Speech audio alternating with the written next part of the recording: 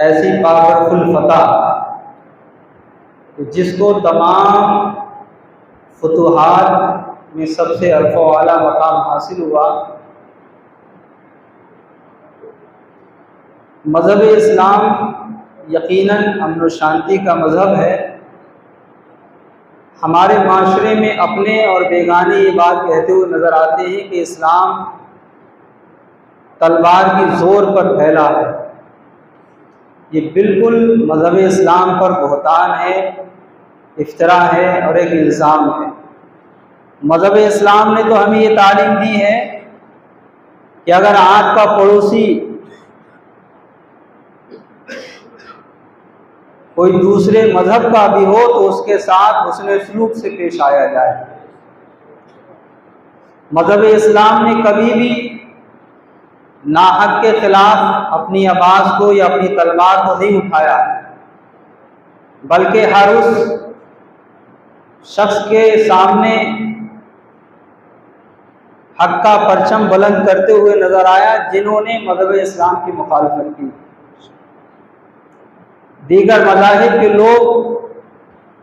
گرچہ ہمارے مذہب اسلام سے وہ الگ ہیں، لیکن ہمیں یہ قطعی اجازت نہیں دی گئی کہ ہم ان کو پریشان کریں، ہم ان کو ستائیں۔ اللہ کے پیارے حبیب صلی اللہ تعالیٰ علیہ وسلم کو جب مکے کے لوگوں نے بہت زیادہ پریشان کرنا شروع کر دیا، ظلم و ستم کا یہ عالم تھا کہ حضور پاک صلی اللہ علیہ وسلم پر پتھروں کی بارش کی جاتی تھی، مارا جاتا تھا، نماز کی حالت میں ہوتے تھے تو اجڑی ڈالی جاتی تھی، گلے کو جو ہے کپڑے سے پھندا دے دیا جاتا تھا، راستے جب چلتے تھے تو حضور کے آگے آگے جو ہے وہ کانٹے بچھا دیے جاتے تھے، دھکے دیے جاتے تھے، جادوگر کہا جاتا تھا۔ جب اللہ کے حبیب صلی اللہ علیہ وسلم مکے کے ظلم و ستم سے پریشان ہو گئے، تب یار غار مصطفیٰ حضرت ابوبکر صدیق اور دیگر صحابہ کرام کے ساتھ آپ نے مکہ کو خیر آباد کیا اور خانہ کعبہ پر حسرت بھری نگاہ ڈالی اور کہا، اے اللہ کا گھر، اے بیت اللہ، میں تجھے ہرگز چھوڑ کے نہ جاتا اگر مکے کے لوگ مجھے پریشان نہ کرتے۔ اور آپ وہی حسرت بھری نگاہ ڈالتے ہوئے مدینہ شریف کی طرف روانہ ہو گئے۔ 8 ہجری کو حضور پاک صلی اللہ علیہ وسلم جب ایک عظیم گروہ کے ساتھ، عظیم جماعت کے ساتھ تقریباً 10,000 لوگ حضور پاک صلی اللہ تعالی علیہ وسلم کے ساتھ مکہ معظمہ کی طرف روانہ ہوئے۔ رمضان کا مہینہ تھا، روزے کی حالت میں تھے، اور آج تو ہمارا سسٹم یہ ہے کہ ہم لوگ میچ جیت جاتے ہیں، میچ جب جیتتے ہیں تو جو سامنے والی پارٹی ہارتی ہے اس پر کتنا ہم لوگ پھٹے دے دے کے ہنستے ہیں۔ کوئی بھی آپ جیت کو آپ سمجھیں، جب ہم جیتتے ہیں تو سامنے والے کو زیر کرنا چاہتے ہیں، سامنے والے کو نیچا دکھانا چاہتے ہیں، لیکن یہی پیغمبر اسلام صلی اللہ علیہ وسلم ہیں کہ جب مکے میں داخل ہوئے تو آپ اپنے اونٹ پر اونٹنی پہ سوار تھے تو آپ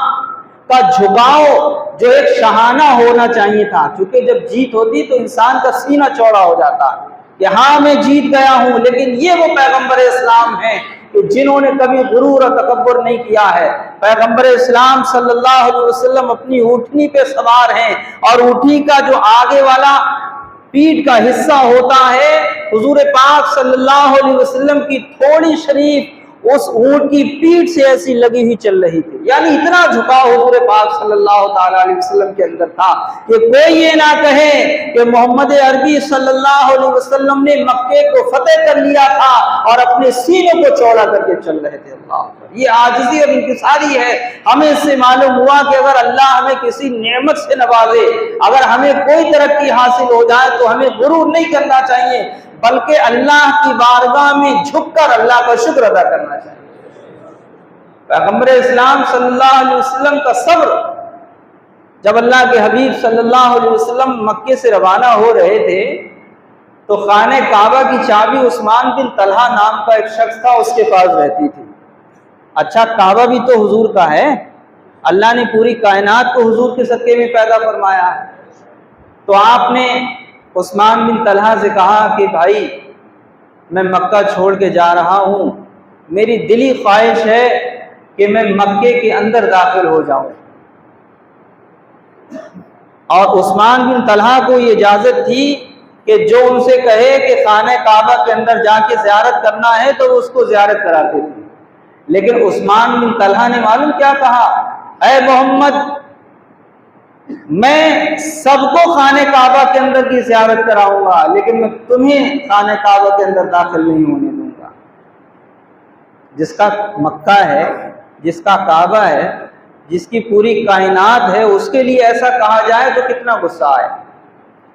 اور سب کے لیے اجازت، مثال کے طور پر گنے کے جوس کا کہیں ٹھیلا لگا ہے اور جو آ رہا ہے وہ گنے کا جوس پیسہ دے کے پی کے چلا جا رہا ہے، اور ہم جائیں اسے کہیں بھیا ہمیں بھی آپ گنے کا جوس پلا دیجئے، یہ پیسے لے لیجئے، اور گنے والا یہ کہے کہ سب کو ہم جوس پلائیں گے لیکن تمہیں جوس نہیں پلائیں گے، آر پار ہو جائے گا معاملہ، نہیں ہو جائے گا، لڑائی ہوگی یا نہیں ہوگی؟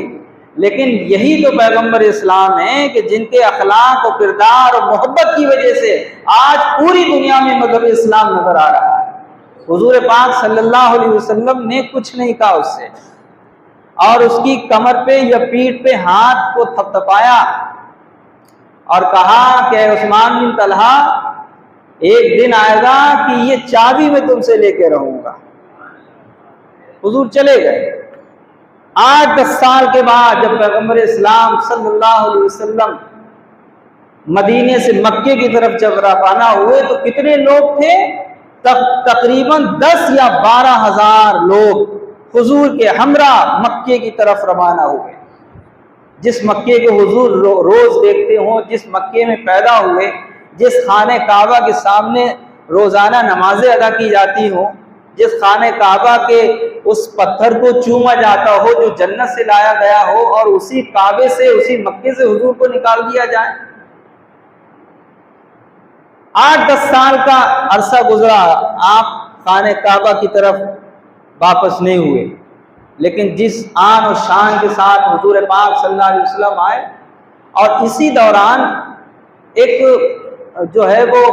معاہدہ بھی کیا گیا تھا کفار اور حضور پاک صلی اللہ علیہ وسلم اور صحابہ کے درمیان۔ تو ابو سفیان جو تھے یہ پہلے ایمان نہیں لائے تھے، انہوں نے حضور کے خلاف بہت ساری جنگیں کی، آئے دن جو تھے یہ مخالفین کے گروہ میں رہتے تھے، حضور پاک صلی اللہ علیہ وسلم کے ساتھ بے شمار جنگیں ہوئی، آئے دن سوچتے تھے کہ مجھے موقع ملے اور میں محمد عربی صلی اللہ علیہ وسلم کو قتل کر دوں۔ بہرحال جب کمزوری دن بڑھتی چلی گئی، لوگ ذوق در ذوق کلمہ پڑھ کے مسلمان ہوتے جاتے تھے، حضور پاک صلی اللہ علیہ وسلم کی بارگاہ میں حاضر ہوتے تھے،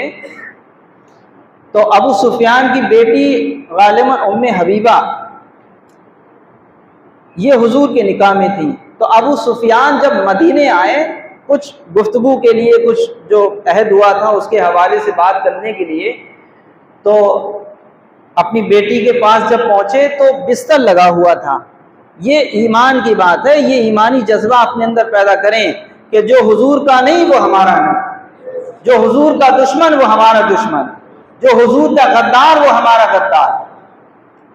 بستر لگا ہوا تھا، ابو سفیان اسی بستر پہ بیٹھنے لگے، تو آپ جو ابو سفیان کی بیٹی اور حضور کی بیوی تھی انہوں نے فوراً روکا اور کہا رک جائیے ابا، اس بستر پہ مت بیٹھنا، اور آپ نے سمیٹ دیا۔ بیٹی اگر یہ بات کہے اپنے باپ سے تو اسے کتنا برا لگے گا۔ تو کہا بیٹا کیا بات ہے، تم مجھے بستر پر کیوں نہیں بیٹھنے دیتی ہو؟ تو کہا ہے میرے والد، یہ بستر کوئی عام بستر نہیں ہے، یہ پیغمبر اسلام صلی اللہ علیہ وسلم کا پاک بستر ہے، اور تم نجس ہو، کوئی نجس انسان میرے شوہر یعنی حضور پاک صلی اللہ علیہ وسلم کے بستر پہ بیٹھ جائے، یہ مجھے گوارا نہیں۔ سبحان اللہ۔ ابو سفیان کو بڑا بے چینی ہوئی، بہت دکھ ہوا، بہرحال وہ وہاں سے چلے گئے۔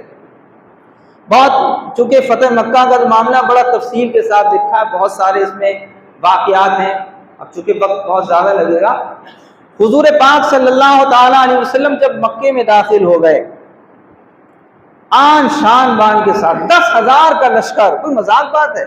10,000 بہت ہو گئے، کئی جلسے اس میں سمٹ جائیں گے۔ جب مکے کے اندر داخل ہوئے تو یہ نہیں کہ تلواریں لہراتے ہوئے، شور شرابہ کرتے ہوئے نہیں، بلکہ حضور پاک صلی اللہ علیہ وسلم یہ اعلان فرماتے جا رہے تھے، اے مکے کے لوگوں، یہ مکے کے وہی لوگ تو ہیں جو حضور پر پتھر برساتے تھے، یہ مکے کے وہی لوگ تو ہیں جو حضور کی راہ میں کانٹے بچھاتے تھے، حضور جب نماز پڑھتے تھے تو ان کے اوپر اجڑی ڈالی جاتی تھی، ان کو ستایا جاتا تھا، دھکے دیے جاتے تھے، مارا جاتا تھا، لیکن نہیں، یہاں انتقام نہیں، یہاں تو مذہب اسلام کو پھیلانے کے لیے حضور آئے۔ آپ نے فرمایا ہے مکے کے لوگوں، اس کے لیے امان ہے جو اپنے اپنے مکانوں کے اندر داخل ہو گیا۔ اب جن کو امان چاہیے تھا وہ اپنے اپنے مکانوں کے اندر داخل ہو گئے۔ اس کے لیے امان ہے جو اپنی تلواروں کو اپنے نیام کے اندر ڈال لے۔ پھر ابو سفیان کے تعلق سے کہا گیا کہ ان کے لیے کچھ کہہ دیا جائے، تو حضور نے فرمایا کہ جو ابو سفیان کے گھر داخل ہو گیا اس کے لیے امان ہے، اسے بخش دیا جائے گا۔ اب چونکہ ایک کثیر تعداد 10,000 کی تھی، کس کی ہمت جو حضور پاک صلی اللہ علیہ وسلم اور آپ کے اصحاب سے مقابلہ کر سکے۔ بہرحال ابو سفیان نے جب یہ کہا کہ جو لوگ میرے مکان میں پناہ لے لیں گے انہیں محمد عربی صلی اللہ علیہ وسلم کچھ نہیں کہیں گے۔ ہندا جو تھی ابو سفیان کی بیوی تھی، اس نے حضرت حمزہ حضور پاک صلی اللہ علیہ وسلم کے جو سگے چچا تھے ان کا کلیجہ اس نے چبایا تھا۔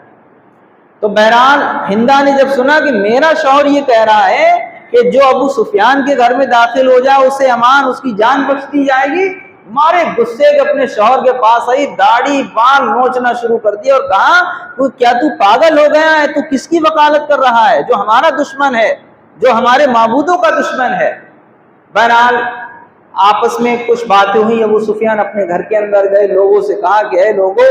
ہم میں وہ طاقت نہیں ہے کہ ہم محمد عربی صلی اللہ علیہ وسلم کا مقابلہ کر پائیں۔ اب محمد عربی وہ نہیں ہے جن کو مکے میں ستایا جاتا تھا، اب یہ محمد عربی تو وہ ہیں کہ جن کے پیچھے ہزاروں کی تعداد میں ان کا کلمہ پڑھنے والے نظر آتے ہیں۔ بہرحال المختصر کہنے کا مقصد یہ ہے کہ 20 رمضان المبارک کو